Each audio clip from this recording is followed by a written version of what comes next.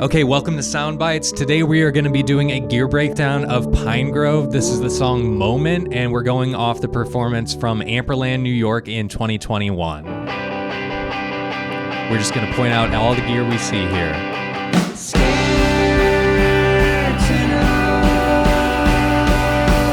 Okay, so first of all, we have Evan, and this is a Gibson ES330. So I didn't know this, but the 330 is actually very similar to the 335. The 335 has humbucker pickups, and the 330 has P90s, and it also has this tailpiece here too. It's also pretty similar to the Epiphone Casino, but it's a Gibson and not an Epiphone. So if we look at Evan's guitar here, we see it has black pickup covers and dot inlays, which I think is kind of rare. I'm not super familiar with these guitars, but I have one here. This is from 1959, and I found here that from 59 to 62 is when they had the dot inlays. It's possible this was some kind of reissue that I'm just not aware of though. We also see he's singing with a Sennheiser E835 and Kaiser Capo if you care about that. Moving on.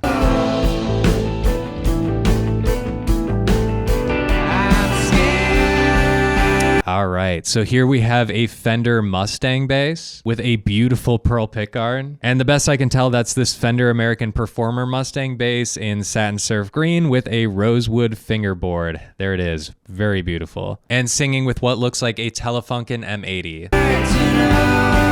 And if we look closely down here, we can see some of Evan's pedals. We have a Boss tuner here. We also have an Ernie Ball volume pedal. That looks like an Electro Harmonix Cran. This also looks like another tuner. It's possible he's using one for electric and then the other one for acoustic. Could be wrong there. And this looks like a DL4 to me. Not sure what that one is. You got me talking in the dark, saying anything I can. Damn it, I'm scared to know. That's a Nord keyboard. And to me, that looks like this Nord Electro 6D.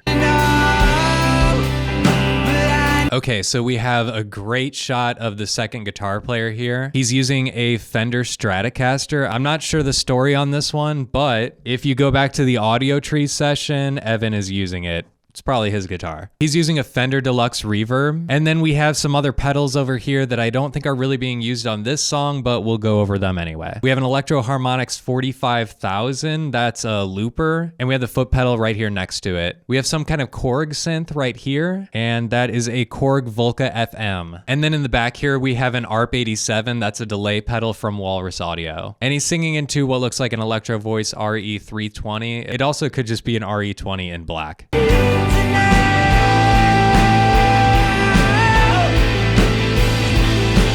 Okay, we have a shot of the bass amp here. That's an Ashdown cab, and it also looks like an Ashdown head. This looks like a DI box or maybe just a tuner.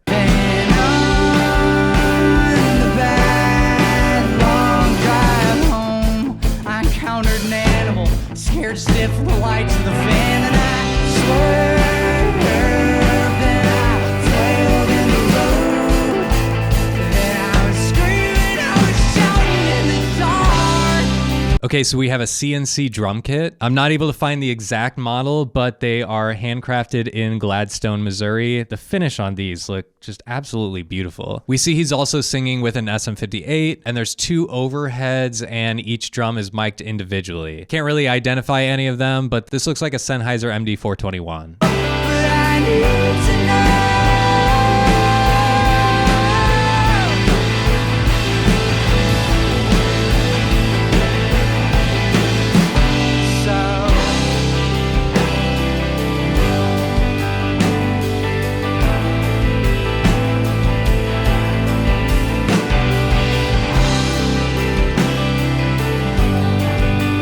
That is a Nash Guitars Telecaster.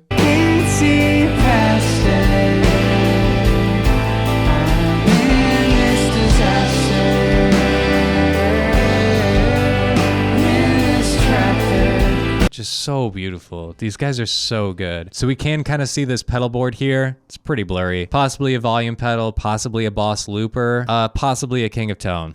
That's all I got.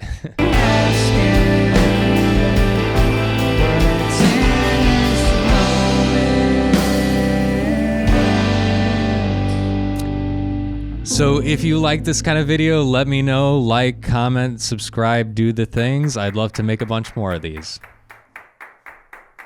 Later.